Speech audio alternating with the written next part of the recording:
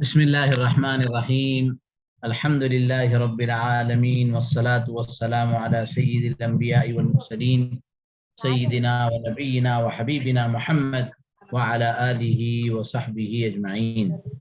قال اللہ تعالی واقیموا الصلاة وآتوا الزکاة وارکعوا مع الراکعین. یہ پہلی نشست جو تھی تو اس نشست میں ہم نے جیسے گزشتہ نشستوں کا تھوڑا سا مذاکرہ بھی کیا تھا کہ ہم ابھی نماز کی 3-4 نشستیں لی ہیں، اب زکوٰۃ کی طرف ہیں، پھر روزہ اور حج ہوگا. تو یہ ایمانیات، توحید، فرشتے، ایمان بالقدر، بعض وعد الموت، میدان محشر، یہ نشستیں ہوئی تھی. پھر نماز کے اندر طہارت، نماز، مفسدات، مکروہات وغیرہ، باجماعت نماز، پھر عیدیں، جمعہ، قصر، جمع بین الصلاتین، اسی طرح مریض کی نماز، جنازے کی نماز اور ان کے مختلف احکامات کا تفصیلی ذکر ہوا تھا. زکوٰۃ کی گزشتہ نشست میں ہم نے زکوٰۃ کے ادا کرتے وقت جو دعا ہے، اللہم اجعلها مغنما ولا تجعلها مغرما، یہ حدیث میں سنن ابن ماجہ کی حدیث ہے کہ اللہ اس مال کو، اس نیکی کو نفع بخش بنائیے اور اس کو باعث مغرم، نقصان کا باعث نہ بنائے.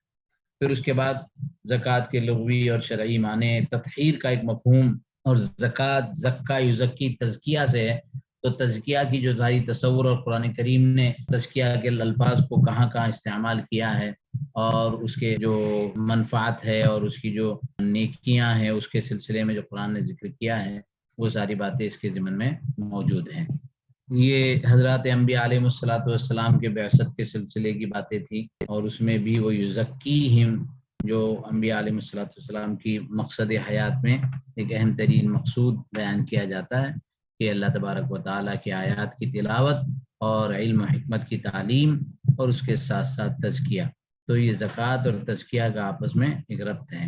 زکوٰۃ اللہ کی رحمت کا وسیلہ ہے، زکوٰۃ فلاح و کامیابی کا ضامن ہے، زکوٰۃ مال و دولت میں برکت کا ذریعہ ہے. زکوٰۃ کی ادائیگی پر کیا کیا وعدے ہیں، وہ سارے وعدے، اور پھر زکوٰۃ کے ادا نہ کرنے کی صورت میں جو وعیدیں ہیں ان کا بھی ذکر الحمدللہ ہو چکا ہے. زکوٰۃ میں مال کیسے دیا جائے، قرآن کریم کی آیت کہ لن تنالوا البر حتی تنفقوا مما تحبون، کہ جو بہترین مال ہو، جو سب سے زیادہ ہم کو پسندیدہ ہو، وہ اللہ کے راستے میں دیا جائے. پھر زکوٰۃ اور معیشت اسلامی کا کیا تصور ہے، اس کی تفصیلی تذکرہ ہو چکا ہے. زکوٰۃ کی فرضیت کے احکامات، شرائط زکوٰۃ جس میں مسلمان ہونا، عاقل ہونا، بالغ ہونا، ملکیت کا پائے جانا، حاجات ہستیہ سے ہونا، مال کا بڑھنے والا بننا اور مال پر پورا سال گزر جانا. کن اموال میں زکوٰۃ ہے، سونا، چاندی، مال تجارت، زرعی پیداوار، مویشی اور دفین جاہلیت جو خزانے زمین میں دبے ہوئے حاصل ہو جاتے ہیں، تو ان میں پھر ان میں کتنی زکوٰۃ ہے، اس نصاب اور مقدار نصاب کا بھی ذکر ہے کہ سونے اور چاندی کا نصاب 52.5 تولہ چاندی اور 7.5 تولے سونا. اب 7.5 تولہ سونا جس وقت کہا جاتا تھا تو اس وقت تولہ جو تھا وہ 11.6 گرام کا تھا، تو آج کے اعتبار سے 87.47 یا 87.5 جو ہے وہ زکوٰۃ کا نصاب بنتا ہے، اور اس میں 2.5% 2.5% زکوٰۃ دینی ہے. مال تجارت کا بھی قریب یہی طریقہ ہے، البتہ اس کا ایک خاص، اس کے کیلکولیشن کا ایک خاص طریقہ ہے کہ ایک آدمی نے ایک تجارت اور ایک بزنس شروع کی، بزنس شروع کرنے کے وقت میں اس نے اس کے لیے شاپ لیا، گودام لیا، اور انفراسٹرکچر کا جو کام ہوتا ہے وہ کروایا، کارپینٹری ورک کروایا، وہ بہت ساری، تو وہ ساری چیزیں تو وہ ون ٹائم فکس ایسیٹ ہوتی ہے، وہ بات ختم ہو جائے گی. پھر اس کے بعد جو اس نے مال خریدا ہے، جو بیچنے اور خریدنے کے لیے لیا ہے، سپوز وہ مال اس نے 10 لاکھ روپے کا خریدا اور سال کے ختم تک وہ بیچتا خریدتا رہا، اور 1 سال کے بعد اس کی قیمت پورے مال کی 15 لاکھ روپے ہو گئی، تو اس 15 لاکھ روپے پر اس کو زکوٰۃ دینی ہوگی 2.5%. پھر زرعی پیداوار کا پورا ایک نظام ہے، عشر کا، نصف عشر کا، 10% اور 5% کا، اس کو بھی سمجھایا گیا تھا. پھر مویشی کے اندر زکوٰۃ کے سلسلے کی باتیں ہیں، وہ بھی بتلائی اور سمجھائی گئی تھی. اور رکاز یعنی وہ خزانہ جو زمین میں دفن کیا ہوا ہو، اس کے اندر اچانک مل جانے پر اس کے اندر 20% زکوٰۃ کا ذکر تھا. اب اس ہفتے ہم نے یہ طے کیا تھا کہ زکوٰۃ کی ادائیگی اور تقسیم، اس سلسلے کے احکامات انشاءاللہ آج کی نشست میں ہوں گے. تو گزشتہ نشست کی جو مذاکرہ تھا وہ خیر اس میں رکھا گیا. اس میں ایک دعا اور اضافہ کر دی گئی ہے، زکوٰۃ وصول کرتے وقت دعا. یعنی جو زکوٰۃ لینے والا ہے وہ زکوٰۃ کے دینے والے کو یہ دعا کرے کہ اللہ اس کے گھر والے پر اپنی رحمت نازل فرما۔ اب جیسے اللہم، دوسرے کے لیے الفاظ یہ اللہم صلی علی، اللہم صلی علی محمد، یعنی یہ درود کے جو کلمات ہیں جو مشہور و معروف ہیں، زکوٰۃ کے وصول کرتے وقت بھی یہ دعا دینا بخاری اور مسلم کی متفقہ روایت ہے۔ تو اس روایت پر عمل کرتے ہوئے اس شخص کے لیے دعا کے کلمات کہہ سکتے ہیں جو زکوٰۃ دے رہا ہے، زکوٰۃ کے لینے والے کی طرف سے یہ دعا ہوگی۔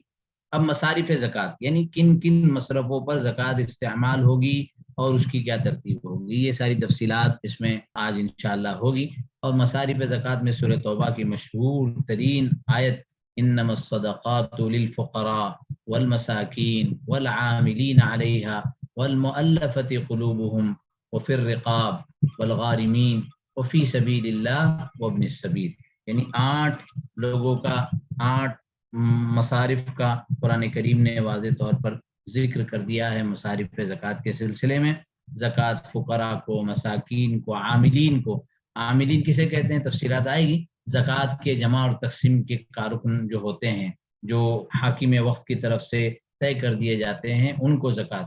اسی طرح مؤلفۃ القلوب، وہ لوگ جن کی دل جوئی مقصود ہو۔ اب اس میں کیا مقصود اور کیا مراد ہے، ان کی تفصیلات بھی آگے آئے گی، عربی میں کچھ اس کی تفصیلات لکھی ہوئی ہیں۔ اور غلام، جو غلامی سے آزاد ہونا چاہتا ہے، اس کو پیسوں کی ضرورت ہے، اس کو زکوٰۃ دی جائے۔ مقروض، وہ شخص جس کے اوپر قرض کا بہت بھاری بوجھ پڑ چکا ہے اور وہ قرض بھی اس نے جو ہے ضرورت اصلیہ کے لیے لیا ہو، تو اس کو اس قرض کے بوجھ سے آزاد کرنے کے لیے۔ اسی طرح اللہ کے راستے میں جہاد کرنے والے اور سفر میں رہنے والوں کے لیے زکوٰۃ۔ تو خیر ان کی انشاءاللہ انفرادی تفصیلات بھی سامنے ذکر کر دی جائے گی۔ للفقراء، یہاں دیکھیے، یہاں تھوڑی سی تفصیل اس کی ذکر کی گئی ہے کہ للفقراء سے کیا مراد ہے۔ للذین لا شیء لہ، کہ ایسا آدمی جس کے پاس کچھ بھی نہ ہو، اور مساکین الذی یجد بعض ما یکفیہ، کہ ہو تو صحیح لیکن وہ اتنا نہ ہو کہ اس کی ضروریات پوری ہوتی ہے، اس کی بنیادی ضرورت روزانہ 100 روپے کی ہے اور اس کی آمدنی 50 روپے ہی کی ہے، تو وہ مسکین کہلاتے ہیں۔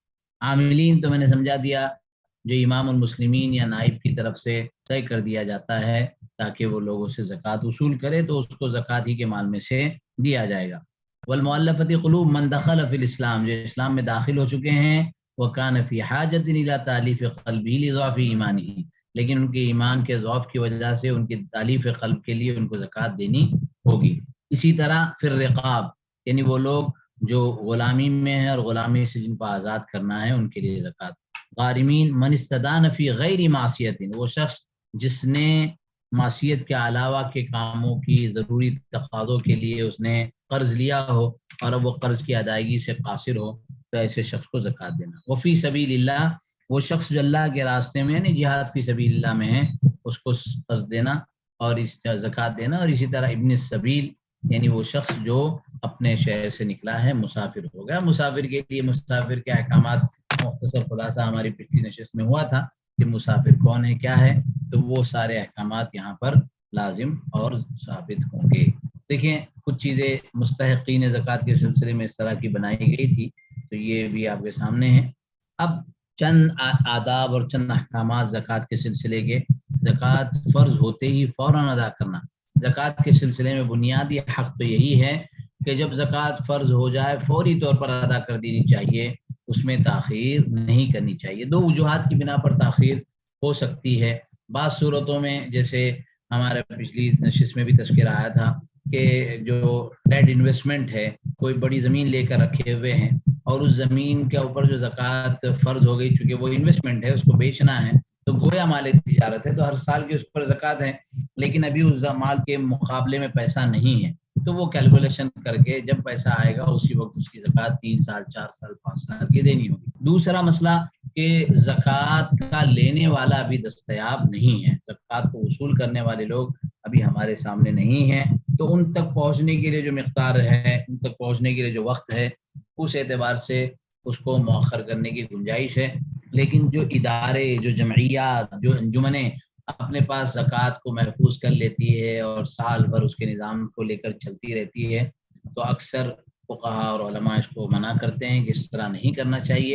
ہاں، ان سب چیزوں میں اس کی سبیل ہے، اس کے طریقے ہیں، اس کے راستے ہیں، اس کو تکییف فقہی کہتے ہیں کہ اس کا شرعی اور فقہی ضابطے میں کیا طریقہ اختیار کیا جا سکتا ہے۔ تو اس سلسلے میں اہل علم اور علماء اور اہل فضل سے ملنا چاہیے، تو پھر وہ حضرات جو ہے اس سلسلے کو تفصیل سے سمجھا سکتے ہیں۔ حضرت عائشہ رضی اللہ تعالی عنہ سے روایت ہے کہ رسول اکرم صلی اللہ علیہ وسلم کو آپ نے کو یہ فرماتے سنا، کوئی زکوٰۃ کسی کے مال سے نہیں ملتی مگر یہ کہ اسے ہلاک کر دیتی ہے۔ یعنی جب کسی کے مال پر زکوٰۃ واجب ہو جائے اور وہ اسے ادا نہ کرے تو وہ پورا کے پورا مال ہلاکت کا باعث بنتا ہے، یا صاحب مال ہلاکت کا باعث بنتا ہے۔ اس لیے مال کی زکوٰۃ جلد از جلد ادا کر دینی چاہیے۔ زکوٰۃ کا پیشگی ادا کرنا، کبھی ایسا بھی ہوتا ہے کہ آن اکاؤنٹ زکوٰۃ دیتے ہیں، مثلا کہ پچھلے سال کی تو زکوٰۃ دے دی، اب آدمی یہ کہتا ہے کہ آئندہ سالوں میں مزید زکوٰۃ کی جو ہے وہ تقاضے اور ضرورتیں پڑ رہے ہیں، تو اس کے لیے کیا کرنا چاہیے؟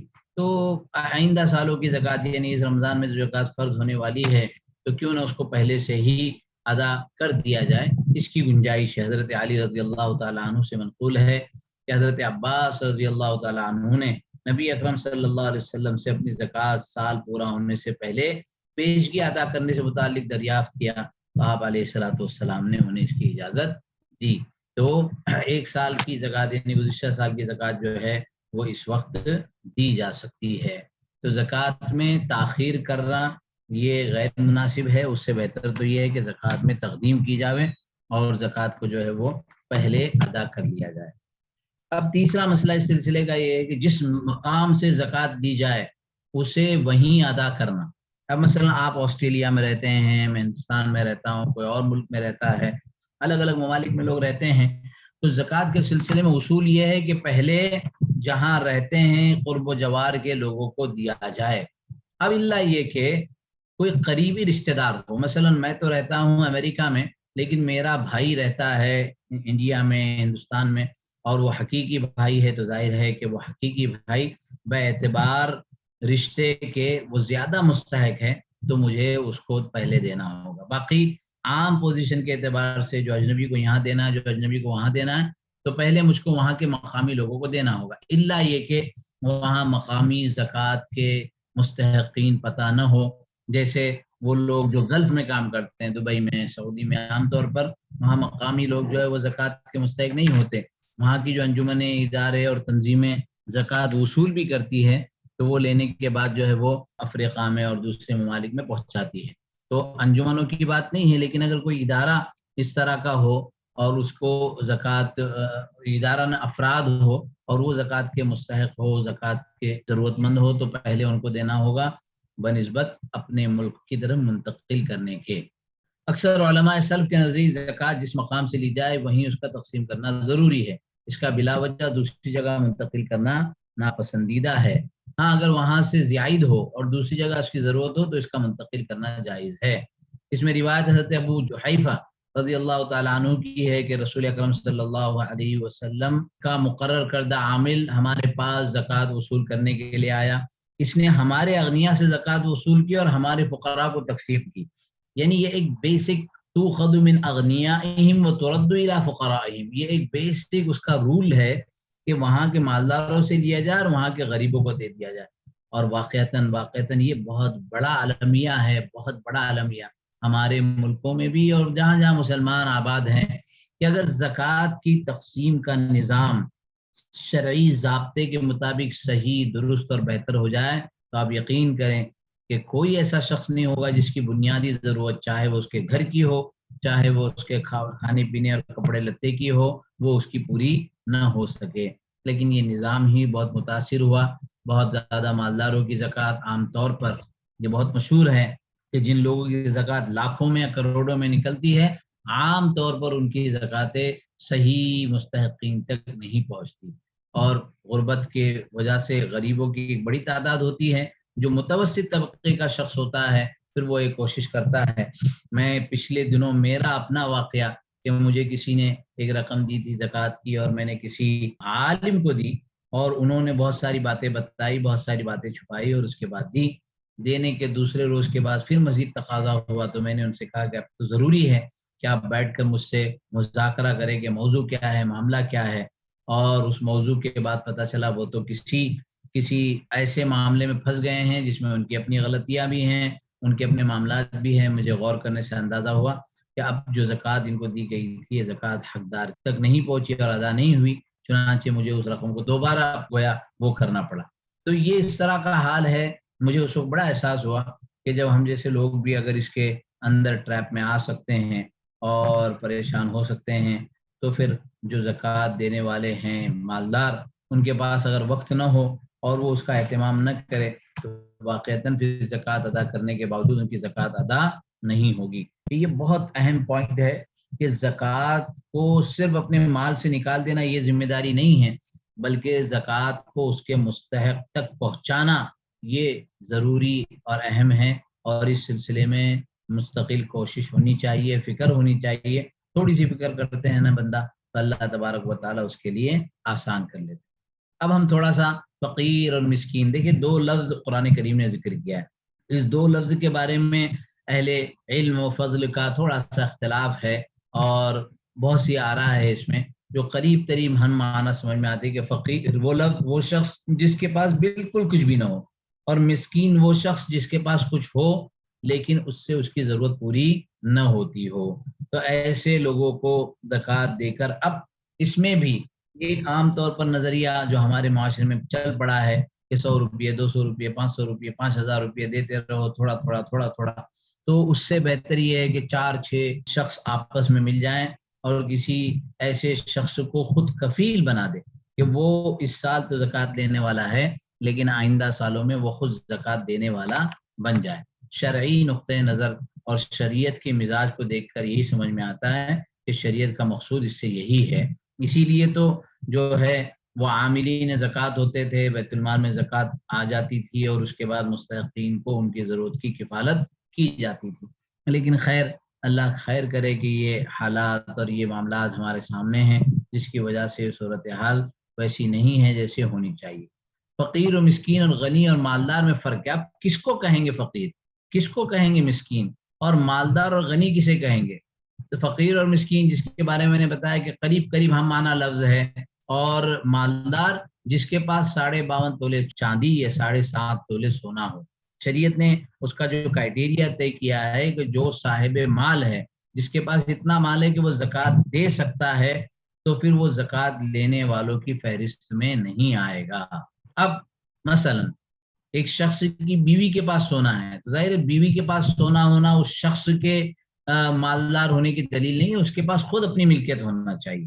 تو زوجہ کے پاس سونا ہونے سے وہ زکوٰۃ کا مستحق ہوگا نہیں ہوگا ایسا نہیں ہے، لیکن اگر وہ خود کمزور ہے، اگر اس کے پاس خود جو ہے 10-15 تولے سونا انویسٹمنٹ میں ہے یا پراپرٹی میں ہے یا کوئی اور شکل میں ہے، تو اس صورت میں پھر وہ زکوٰۃ لینے کا اہل نہیں ہوگا۔ شخصی طور پر بسا اوقات کو ایسے حالات ہوتے ہیں، اور ان حالات میں جو گنجائش ہوتی ہے وہ علماء اس کی شخصی معاملات کو غور و تدبر کر کے اس کی تفصیلات کو ذکر کرتے ہیں۔ عاملین زکوٰۃ وہ لوگ جو زکوٰۃ وصول کرنے پر مامور ہوتے ہیں۔ آج کل عام طور پر یہ نظام نہیں ہے، رسول اللہ صلی اللہ علیہ وسلم کے دور میں اور صحابہ کرام کے دور میں یہ نظام تھا، بیت المال کی طرف سے عاملین مقرر ہوتے تھے اور وہ زکوٰۃ وصول کیا کرتے تھے۔ حضرت ابو سعید خدری رضی اللہ تعالی عنہ سے مروی ہے کہ نبی اکرم صلی اللہ علیہ وسلم نے فرمایا، زکوٰۃ کا لینا غنی کے لیے جائز نہیں ہے، مگر 5 قسم کے آدمی غنی ہونے کے باوجود زکوٰۃ لے سکتے ہیں۔ ایک وہ جو اس پر مامور ہے، یعنی عامل ہے، وہ اس کی سیلری اس سے مل رہی ہے، وہ مالدار ہے لیکن اس نے اس کو کام کو کیا اور اس کی بنیاد پر اس کو سیلری مل رہی ہے، تو وہ لے سکتا ہے۔ اسی طریقے سے وہ شخص جس نے اسے اپنے مال سے خریدا، ایک آدمی کی کیا کہتے ہیں مویشی کی زکوٰۃ نکلی ہے، بکریاں زکوٰۃ میں نکلی ہے، اور دوسرے نے اس کو خرید لیا اور اس کو کنورٹ کر دیا، تو اس نے خرید لیا، خرید کرنے کے بعد اب وہ اس کے لیے زکوٰۃ کا مال نہیں ہوا، اس کے لیے تو خریدا والا مال ہو گیا، اور جس نے وہ پیسے لیے ہیں جو زکوٰۃ کا مستحق ہے وہ اپنے ان پیسوں کو اپنی ضرورتوں میں استعمال کرے گا۔ تیسرا وہ جو مقروض ہو گیا، مالدار ہے لیکن قرض دار ہو گیا، مقروض ہو گیا ہے، تو اب قرضوں کا ادا کرنے کے لیے وہ زکوٰۃ دے سکتا ہے۔ چوتھا وہ شخص جو اللہ کے راستے میں جہاد کر رہا ہے، گھر پر تو اس کی پراپرٹی ہے لیکن اللہ کے راستے میں جہاد کی بنا پر اس کی ضرورت ہے، اس کے تقاضے ہے، وہ زکوٰۃ سے دیے جا سکتے ہیں۔ اور پانچواں وہ شخص جس کو کوئی فقیر زکوٰۃ لے کر ہدیہ کر دے، یعنی فقیر ہے، اس کو زکوٰۃ ملی، زکوٰۃ ملنے کے بعد اس نے کسی شخص کو ہدیہ کر دیا یا اپنے گھر پر بلا کر چائے پلا دی، کھانا کھلا دیا، تو وہ صورت میں وہ زکوٰۃ اس کے لیے، یعنی وہ اس کا مالک تبدیل ہو گیا، تو اس اعتبار سے وہ زکوٰۃ اس کے لیے جائز ہوگی۔ بنی ہاشم کے لیے اللہ کے نبی صلی اللہ علیہ وسلم نے فرمایا کہ اب میری ذات اور میرے خاندان والوں پر اس مد میں بھی زکوٰۃ لینا حرام ہے، اس مد میں بھی، مد میں نہیں، تو یہ مد یعنی اگر کوئی فقیر مالک بن کر بھی رسول اللہ صلی اللہ علیہ وسلم یا ان کی خاندان کو اگر کھلانا چاہے تب بھی نہیں کھلا سکتا ہے، یہ سادات کے لیے حکم ہے۔ تو ایک بات تو ہو گئی فقیر، دوسرا مسکین، تیسرا عاملین زکوٰۃ، چوتھا مؤلفۃ القلوب۔ مؤلفۃ القلوب سے کیا مراد ہے؟ وہ لوگ ہیں جن کی تالیف قلب کے لیے، ان کے دل کو نرم کرنا مقصود ہے۔ تالیف قلب سے مراد دل کو موہ دینا۔ اس مد میں مسلمان اور کافر دونوں کو زکوٰۃ دینا جائز ہے۔ اب مسلمان اور کافر سے کیا مراد ہے؟ اصل میں اس مد میں بنیادی طور پر وہ لوگ ہیں جنہوں نے قریب اسلام قبول کیا ہے اور ابھی وہ اسلام ان کے اندر مکمل طور پر مضبوط نہیں ہوا ہے اور کمزور ہے، ان کا ایمان ضعیف ہے، اور دیگر تقاضے بھی ہیں۔ کبھی کبھار انسان اسلام قبول کرتا ہے، اس کا معاشرہ اس کو دھتکار دیتا ہے، لوگ گھروں سے نکال دیتے ہیں، ایسے بھی تقاضے آ جاتے ہیں سامنے، تو ان صورتوں میں مؤلفۃ القلوب کے ضمن میں ان کو زکوٰۃ دی جائے گی۔ اور اسی طریقے سے رقاب کے غلاموں کو آزاد کرنا۔ اب ایک دور تو وہ تھا کہ جہاں پر غلام ہوا کرتے تھے، مکاتب ہوتا ہے جو اپنے بادشاہ اپنے حاکم سے، اپنے مالک سے ایگریمنٹ کر لیتا ہے کہ مالک میں آپ کو 2 لاکھ 5 لاکھ 10 لاکھ روپئے اتنے مہینے میں دے دوں گا، پھر مجھے آپ آزاد کر دیجیے گا، اور وہ محنت کر کے وہ پیسے جمع کر کے دے دیتا ہے۔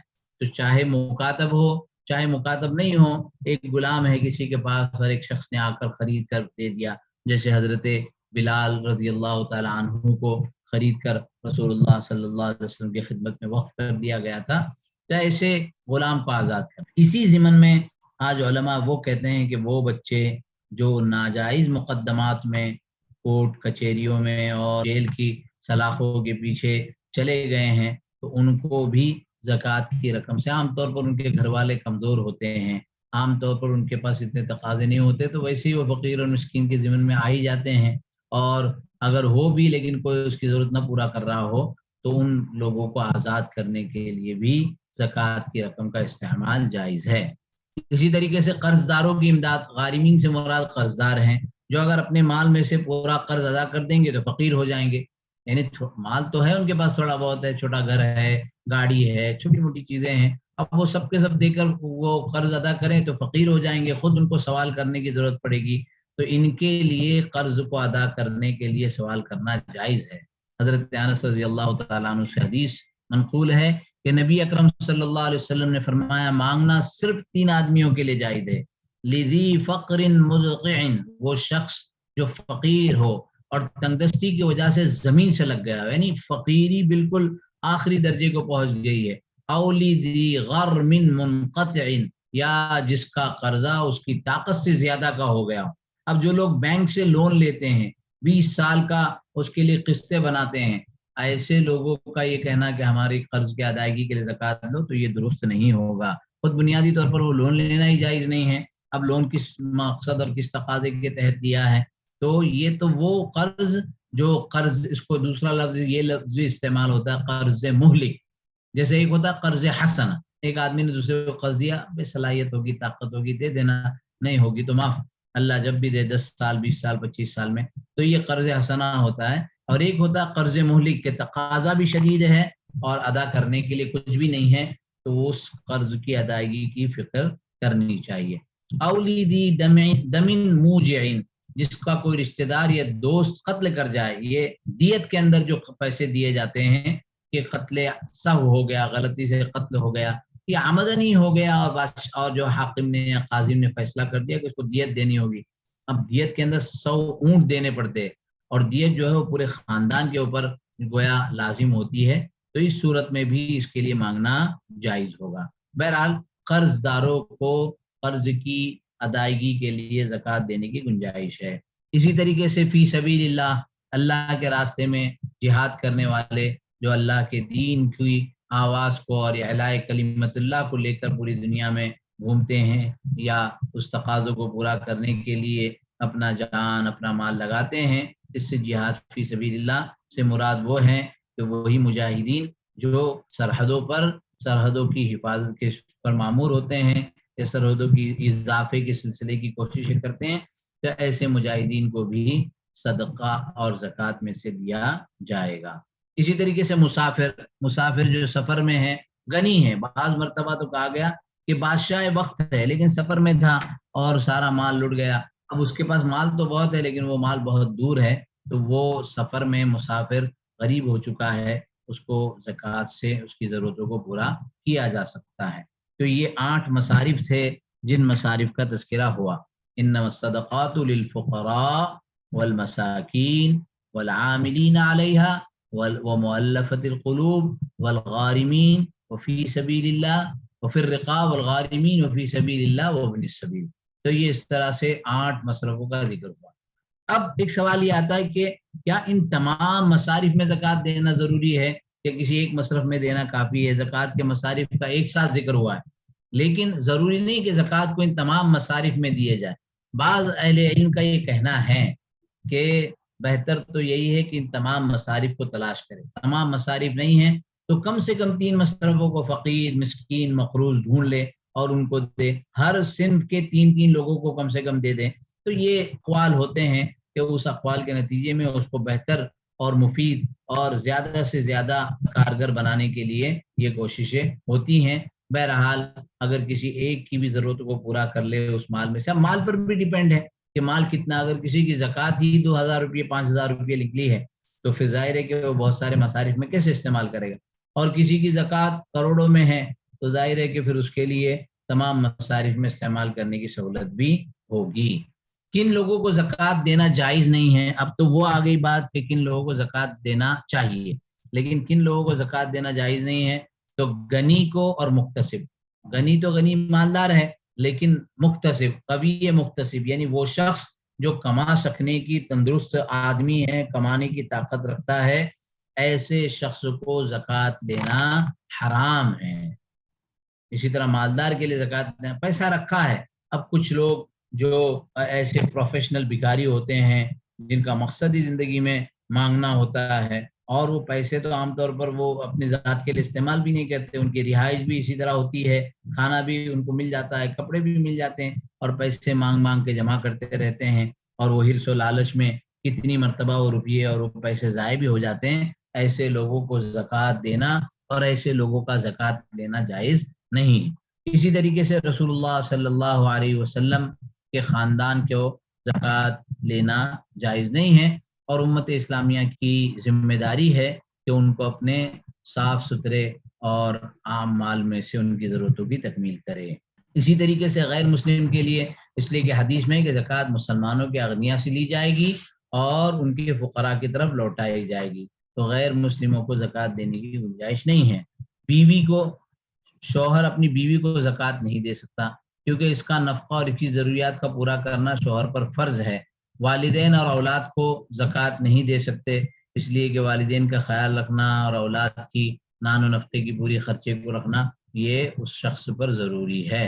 اب ایک سوال کہ رشتہ داروں کو زکوٰۃ اور صدقہ دینا دوسروں کے بنسبت افضل ترین عمل ہے، یعنی عام طور پر لوگوں کو پتہ نہیں ہوتا۔ والدین کی بات الگ ہے کہ وہاں تو انفاق ہے، وہاں تو نان نفقہ ہے، بیوی بچے والدین یا نان نفقہ ہے، لیکن سگا بھائی ہے مجبور ہے، بہن ہے مسائل کا شکار ہے، ماموں ہے، چاچا ہے، پھوپھی ہے، خالہ ہے، بہت سارے رشتہ دار ہیں، نانی ہیں، حتیٰ کہ کبھی کبھار شوہر بھی ایسا ہو جاتا ہے کہ بیوی کے پاس مال ہے، بیوی مالدار ہے اور شوہر غریب ہے۔ بہت سارے میں اپنے معاشرے کے ایسے لوگوں کو جانتا ہوں کہ بیوی کے پاس بہت مال ہے اور کئی مرتبہ بیوی اس مال کو اپنے شوہر کو دینا نہیں چاہتی، وہ لے کر اپنے بھائیوں کو تقسیم کر لیتی ہے یا دیگر چیزوں میں استعمال کرتی ہے، لیکن شوہر کو دینا نہیں چاہتی۔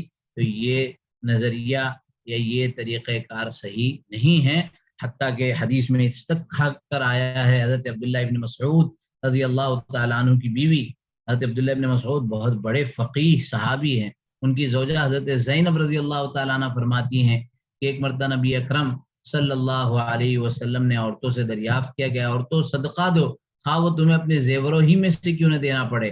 تو حضرت زینب کہتی میں گھر آئی اور اپنے شوہر سے کہا آپ تنگ دست ہیں اور نبی اکرم صلی اللہ علیہ وسلم نے ہمیں صدقہ دینے کا حکم دیا ہے، آپ نبی صلی اللہ علیہ وسلم کے پاس جائیے اور دریافت کیجئے کہ اگر میں آپ کو صدقہ دے دوں تو وہ شمار ہو جائے گا۔ کیا بڑی بی کی سوچ تھی، ماشاء اللہ ماشاء اللہ۔ یعنی گھر گئی، ان کے پاس تو زیور تھا لیکن شوہر جو ہے وہ مجبور تھے اور ضرورت مند تھے، تو اگر شمار نہ ہو تو میں دوسرے لوگوں کو دوں۔ اس پر حضرت عبداللہ ابن مسعود کہنے لگے ارے تم خود جاؤ بھائی، میں جا کر دریافت نہیں کرتا، تم جا کر سوال کرو۔ لہٰذا حضرت زینب رضی اللہ تعالیٰ عنہ خود آئی، دیکھا کہ انصار کی ایک عورت آپ علیہ الصلوۃ والسلام کے دروازے پر موجود ہے، اس کی ضرورت بھی وہی تھی جو میری تھی۔ ہم دونوں نے مل کر آپ صلی اللہ علیہ وسلم سے سوال کرنے میں ہم کو جھجک ہوئی کہ کیسے کریں یہ سوال کہ ہمارے شوہر کمزور ہیں، کیا ہم کو صدقہ دے سکتے ہیں؟ تو حضرت بلال رضی اللہ تعالی عنہ وہاں سے آئے۔ حضرت بلال تو رسول اکرم صلی اللہ علیہ وسلم کے ساتھ 24 گھنٹے رہا کرتے تھے اور ظاہر میں ایک کمزور انسان تھے، یعنی حبشی خاندان سے تھے اور غلام تھے ماضی میں۔ تو حضرت بلال رضی اللہ تعالیٰ عنہ کو جیسے ان دونوں خواتین نے دیکھا تو ان سے کہا کہ نبی اکرم صلی اللہ علیہ وسلم سے جا کر عرض کر دیجئے کہ دروازے پر 2 عورتیں موجود ہیں اور یہ دریافت کر رہی ہے کہ آیا ان کا صدقہ ان کے شوہروں کو اور بعض ایسے یتیم بچے جو کہ ان کے پاس پرورش پا رہے ہیں دینے سے شمار ہو جائے گا۔ حضرت بلال رضی اللہ تعالیٰ عنہ اندر گئے اور آپ سے سوال کیا تو آپ علیہ الصلوۃ والسلام نے فرمایا ان کے لیے دوہرا اجر ہے۔ بعض روایتوں میں یہ بھی ہے، یہ جو 3 ڈاٹ آپ کو دکھ رہے ہیں دینا شمار کیا یہاں پر 3 ڈاٹ، یعنی روایت مختصر کرنے کی وجہ سے تفصیلی روایت ذکر نہیں کی۔ انہوں نے یہ بھی کہا تھا کہ اللہ کے رسول صلی اللہ علیہ وسلم کو ہمارا نام مت بتانا۔ جب اندر گئے تو رسول اللہ اکرم صلی اللہ علیہ وسلم نے پوچھا کہ کون ہے؟ حضرت بلال رضی اللہ تعالیٰ عنہ تو حکم کے غلام تھے، فوراً کہہ دیا کہ حضرت زینب۔ پھر کون سی زینب یہ بھی پوچھا کیونکہ زینب تو بہت ہے، عبداللہ ابن مسعود کی زوجہ زینب ہے۔ خیر پھر اللہ کے رسول صلی اللہ علیہ وسلم نے فرمایا کہ ان کے لیے تو دوہرا اجر ہے، ایک شوہر کو دے کر رشتہ داری کا حق اور ایک صدقے کا حق۔ معلوم یہ پڑا کہ بیوی کے پاس مال زیادہ ہو تو وہ اپنے شوہر کو دے سکتی ہے۔ حضرت سلمان ابن عامر سے مروی ہے کہ نبی اکرم صلی اللہ علیہ وسلم نے فرمایا مسکین پر صدقہ کرنا صدقہ ہے اور کسی مسکین رشتہ دار پر صدقہ کرنا صدقہ بھی ہے اور صلہ رحمی بھی ہے۔ ایک یہ امر ہے کہ صدقہ اور زکوٰۃ دینے کے بعد اس چیز کو واپس لے لینا۔ بہت سے لوگ زکوٰۃ اور صدقہ دے کر امید رکھتے ہیں کہ ہم کو سلام کیا جائے گا اور ہمارے لیے بہت اضافی کوششیں ہوگی، اور کبھی ایسا نہیں ہوتا ہے، کوئی اور بات ہوتی ہے تو اس کو واپس لے لیتے ہیں۔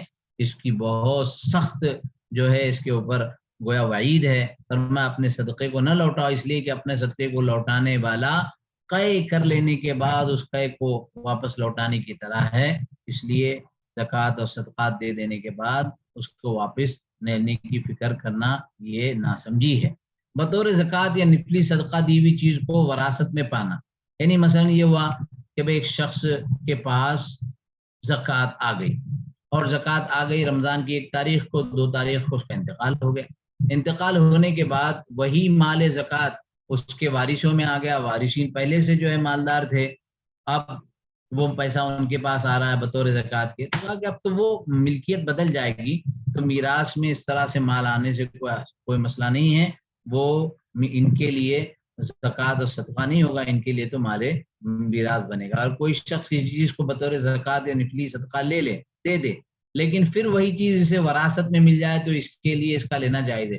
ایک تو اس کے اولاد کے لیے ملا، خود اس شخص کو بھی میراث میں مل جائے جس نے دیا تھا تو بھی وہ اس کے لیے جائز اور درست ہوگا۔ اب غلطی سے غیر مستحق کو زکوٰۃ دے دینا، دیکھیے زکوٰۃ کے دینے سے پہلے پوری کوشش کر لینی چاہیے، پوری تحقیق کر لینی چاہیے، پوری فکر کر لینی چاہیے۔ تحقیق کے بعد، کوشش کے بعد، پوری ترتیب کر لینے کے بعد پھر پتہ چلا کہ دھوکہ ہو گیا ہے اور غلط آدمی کو زکوٰۃ چلی گئی، غیر مستحق کو زکوٰۃ چلی گئی، تو فرمایا کہ کوئی حرج نہیں ہے۔ بخاری اور مسلم کی مشہور حدیث ہے کہ پچھلے دور میں ایک شخص نے رات کے وقت میں صدقہ کیا، پتہ چلا چور کو گیا، دوسرے دن پھر صدقہ کیا، پتہ چلا کہ بدکار عورت کو چلا گیا، تیسرے دن پھر صدقہ کیا تو پتہ چلا ایک مالدار کے نصیب میں گیا، تو وہ تو فکر مند ہو گیا کہ میرے صدقات کیا ہوا، میرے صدقات عطا ہوئے یا نہیں ہوئے۔ اس کو خواب میں بتایا گیا کہ تم نے جو چور کو صدقہ کیا تھا وہ اس کو لگ گیا، یعنی اس کے وجہ سے اس نے اس گناہ سے توبہ کر لی، بدکار عورت نے بھی توبہ کر لی، اور مالدار کو اللہ نے توفیق دے دیا اور اس نے اپنا مال راہ خدا میں صرف کر دیا۔ بہرحال اس حدیث سے علماء نے یہ نقطہ نکالا ہے کہ ایک آدمی نے پوری کوشش کر لینے کے بعد، صحیح مستحقین سوچ کر اور جان کر لینے کے بعد زکوٰۃ دی، لیکن بعد میں پتہ چلا کہ وہ صحیح مستحق نہیں تھے۔ بعض مدارس اور بعض دینی لوگ، بعض شخصیتوں کے بارے میں یہ بات اکثر سنی جاتی ہے، 4 سال 5 سال کے بعد پتہ چلتا ہے کہ بھئی وہ جو مال دیا گیا تھا وہ زکوٰۃ کے مستحق نہیں تھے۔ تو اگر آپ نے پوری تحقیق کر کے دیا اور پھر اگر ایسا ہوا ہے تب تو کوئی حرج نہیں، لیکن اگر ہم نے تحقیق میں کوتاہی کی، ہم نے تحقیق میں گڑبڑ کی ہے، تو پھر اس صورت میں وہ مال واپس دینا ہوگا۔ زکوٰۃ کو علی الاعلان دے یا مخفی طور پر دے، دیکھیں زکوٰۃ تو فریضہ ہے، زکوٰۃ تو فریضہ ہے۔ اب اس میں تو ڈیپینڈ ہے، اس کو کہتے ہیں ڈیپینڈ اپون دی پوزیشن، کے کون سے حالات ہیں، کون سے مواقع ہیں، لیکن چونکہ زکوٰۃ فریضہ ہے تو فریضہ زکوٰۃ کو اعلان دینا بہتر ہے، تاکہ دوسروں کو بھی فریضے کی ادائیگی کی فکر ہو بنسبت دوسرے مخفی صدقات کے۔ لیکن زکوٰۃ کے اعلانیہ دینا بھی جائز ہے، چھپا کر دینا بھی جائز ہے۔ قرآن کریم کی آیت ہے ان تبدوا الصدقات فنعما ہی، ظاہر کرو تب بھی بہتر ہے، وان تخفوها وتؤتوها الفقراء فهو خیر لکم، ہاں چھپاؤ اور خاموشی میں دے دو تو یہ تمہارے لیے بہت بہتر ہے۔ ویکفر عنکم من سیئاتکم، یہ تمہارے سیئات کو تمہارے حسنات سے بدل دے گا۔ واللہ بما تعملون خبیر، اور بنیادی طور پر اللہ تبارک و تعالیٰ تو تمہارے اعمال سے باخبر ہے کہ تم دکھلانا چاہتے ہو یا تم دوسروں کو ترغیب دینا چاہتے ہو۔ مثلا اجتماع ہو رہا ہے، مثلا کوئی تقاضوں کی بات آ رہی ہے اور کہا گیا کہ بھئی یہ مسجد بنانا ہے، کون کیا دینا چاہتا ہے، وہاں تو زکوٰۃ چلے گی بھی نہیں، وہاں تو صدقہ ہوگا، وہاں تو نفلی عمل ہوگا۔ تو ایک نے کہا کہ میں 10 لاکھ روپے دے دوں گا، بازو والا کہتا ہے کہ دیکھ یہ ظاہر کر رہا ہے، یہ بتا رہا ہے، نہیں ہو سکتا ہے کہ وہ اس لیے کہہ رہا ہے تاکہ آپ 12 15 20 کہیں، تو ایسے موقع پر تو اعلانیہ کرنے کی گنجائش ہے۔ لیکن جہاں پر دکھلاوا مقصود ہے، جہاں پر کبر و نخوت مقصود ہے، تو ظاہر ہے کہ وہ بالکل غلط ہے۔ تو زکوٰۃ کے یہ مسائل ہو گئے، اس کے بعد چند مسائل صدقہ فطر سے متعلق ہے، تو انشاءاللہ صدقہ فطر کی چند باتیں جو ہے وہ انشاءاللہ آئندہ نشست میں کریں گے۔ بہرحال آج زکوٰۃ کی اس نشست میں ہمارے سامنے ادائیگی زکوٰۃ، کن کن لوگوں کو زکوٰۃ دی جائے گی اور زکوٰۃ کے دینے میں کن کن چیزوں کا خیال رکھا جائے گا، اس کی تفصیلات ہمارے سامنے آ گئی ہے۔ انشاءاللہ آئندہ نشست میں صدقہ فطر اور پھر صدقہ فطر کے بعد اس سے آئندہ نشستوں میں انشاءاللہ روزے کے مسائل اور پھر حج کے مسائل وہ انشاءاللہ نقل کیے جائیں گے۔ تو یہیں پر ہم اس زکوٰۃ کی نشست کو مکمل کرتے ہیں۔ وآخر دعوانا ان الحمد للہ رب العالمین، وصلی اللہ وسلم علی نبینا محمد وعلی آلہ وصحبہ اجمعین۔ اگر کوئی سوال ہو تو وہ اس سلسلے میں معلوم کر سکتے ہیں۔ السلام علیکم۔ وعلیکم السلام ورحمۃ اللہ وبرکاتہ۔ جی میرے ایک تو یہ سوال ہے کہ اکثر یہاں پہ اگر کچھ اکاؤنٹ میں پیسے پڑے ہو نا تو وہ آٹومیٹیکلی اس کا انٹرسٹ اس پہ ڈال دیتے ہیں، تو وہ پیسے کو بندہ کسی چیریٹی کے لیے یوز کر لے یا اس کو کیا کرنا چاہیے؟ ایک دوسرا، اگر آپ نے کوئی گھر لیا ہو ایز اے انویسٹمنٹ، جیسے پاکستان میں رہنا نہیں ہے لیکن وہاں سے رینٹ آ رہا ہے اور اس کی ویلیو ہر سال بڑھتی رہتی ہے، تو اس کو کیلکولیٹ کیسے کر سکتے ہیں کہ جو اس کی ویلیو بڑھ رہی ہے ہر سال اس پہ 2.5% یا ٹوٹل جو گھر کی ویلیو ہے اس پہ 2.5% دیتے ہیں؟ پہلا سوال تو یہ تھا آپ کا کہ ہمارے اکاؤنٹ میں پیسے ہیں، یقیناً ہم جس دور میں چل رہے ہیں یہ بہت بڑا گویا المیہ ہے کہ ہم جس دور میں چل رہے ہیں، اللہ کے حبیب پیارے نبی صلی اللہ علیہ وسلم نے پہلے ہی فرمایا تھا کہ آخری دور کا وہ دور ہوگا کہ آدمی اگر سود سے بچنا بھی چاہے تو اس کا دھواں تو اس تک پہنچ ہی جائے گا، اور یقیناً یہ بینکنگ کا جو سسٹم ہے وہ دعائیں ہی ہیں جو کسی نہ کسی درجے میں ہمارے تک پہنچ ہی جاتا ہے۔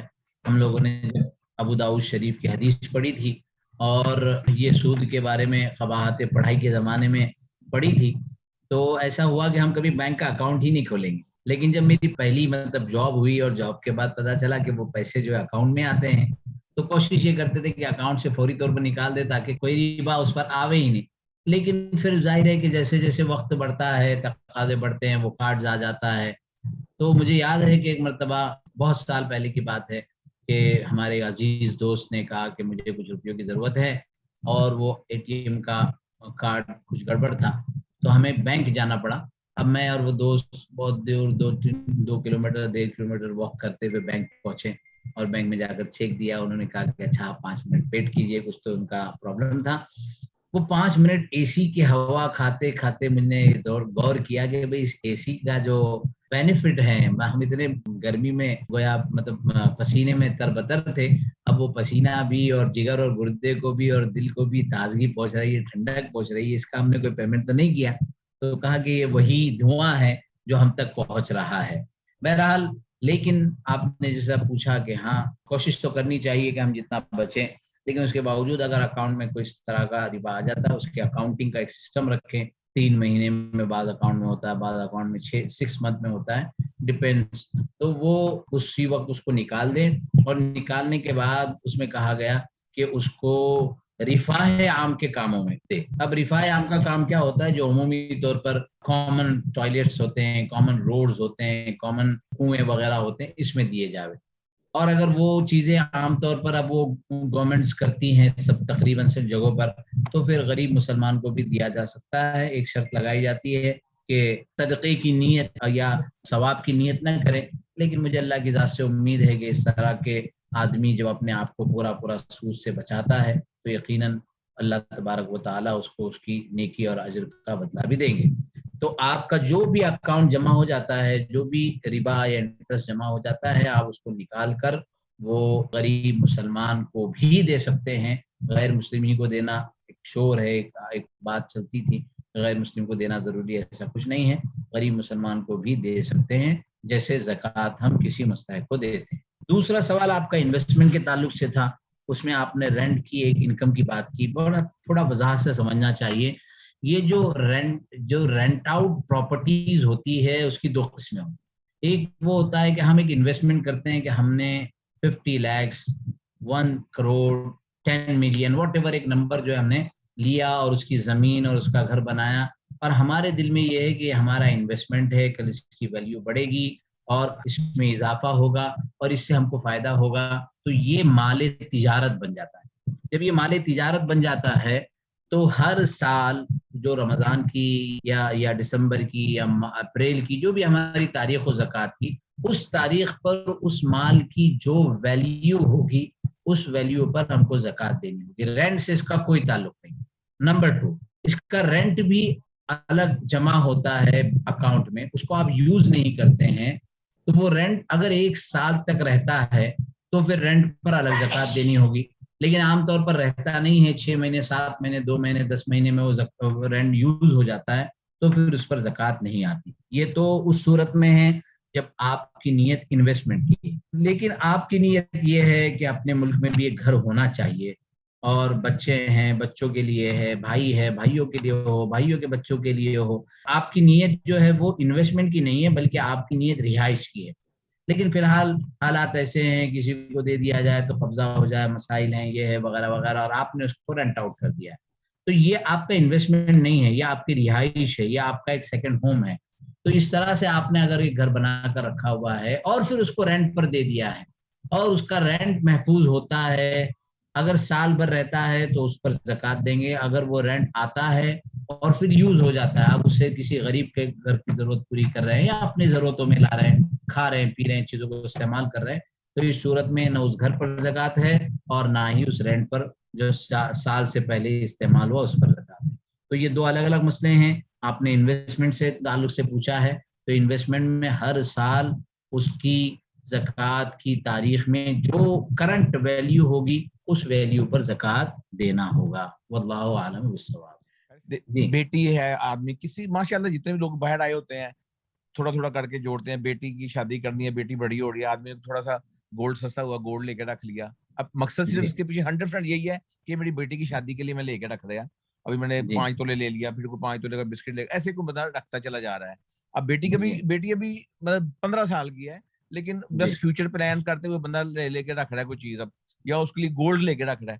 اس گولڈ کی مد میں زکوٰۃ کا کیا ہے؟ نمبر 1 امتیاز بھائی، میں نے اشفاق نے اپنی بیٹی کے لیے کوئی چیز دی ہے، پہلی شرط کہ میں نے اس کو مالک بنایا یا نہیں بنایا. بہت سی مرتبہ ہم اپنے پاس ہی رکھتے ہیں، نیت تو ہے کہ جب یہ بڑی ہو جائے گی تو میں اس کو دوں گا، but as of now I am the owner of this gold.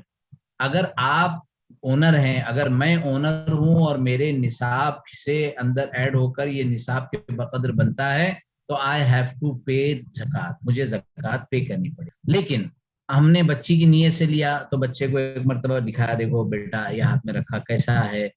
الفاظ اگر محتاط کہنے ہیں تو کہے جا سکتے ہیں، لیکن اس کو مالک بنا دیا، اور مالک بنانے کے بعد ہم نے اپنی ملکیت سے نکال دیا، اپنی وائف سے کہہ دیا کہ یہ بیٹی کا ہے اور یہ میرا نہیں ہے، اور وہ اس کے لیے دے دیا گیا ہے.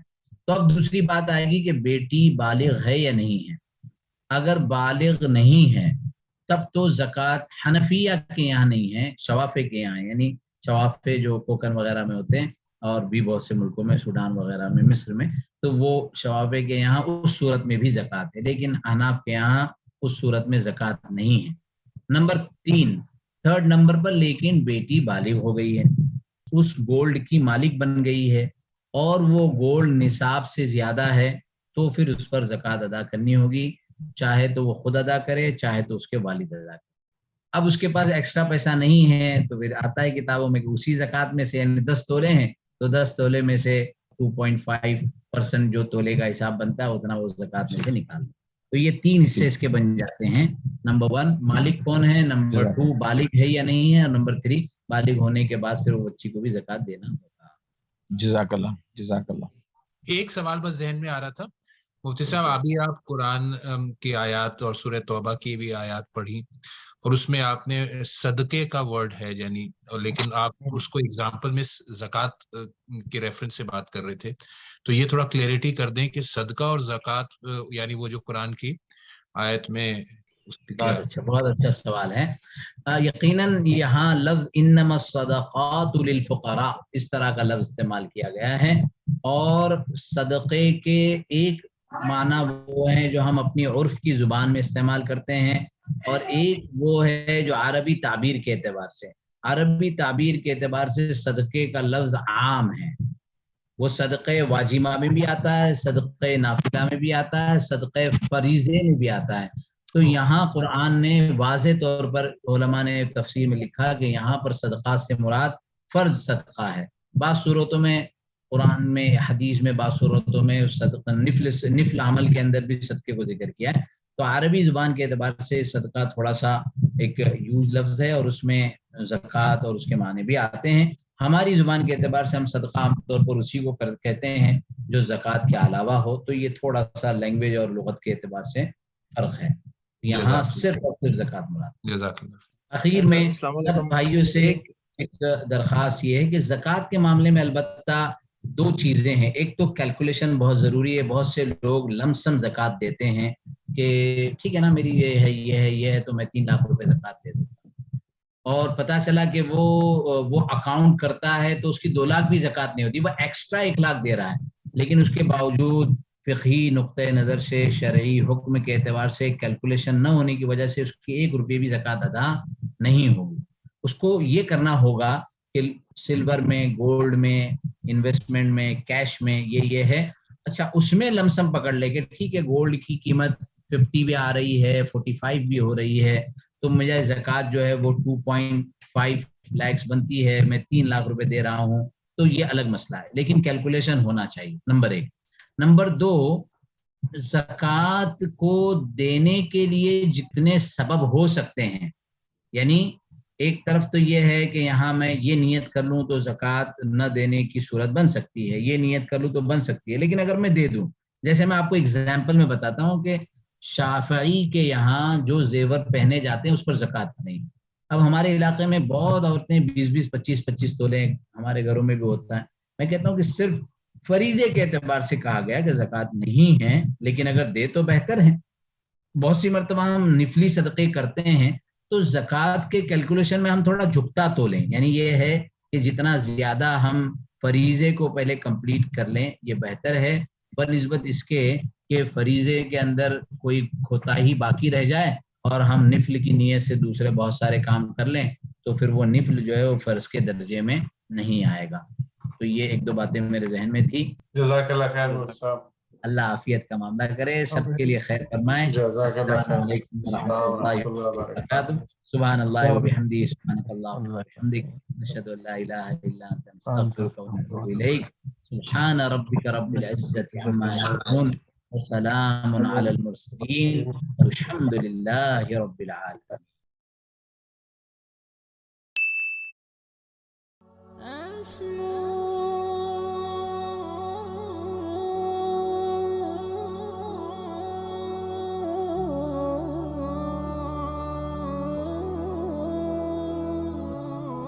أسمو وأجتاز السماء جلالا فأزيد أسراب الغيوم جمالا وألون الدنيا بأجمل بسمة وأكون للخير العميم مثالا.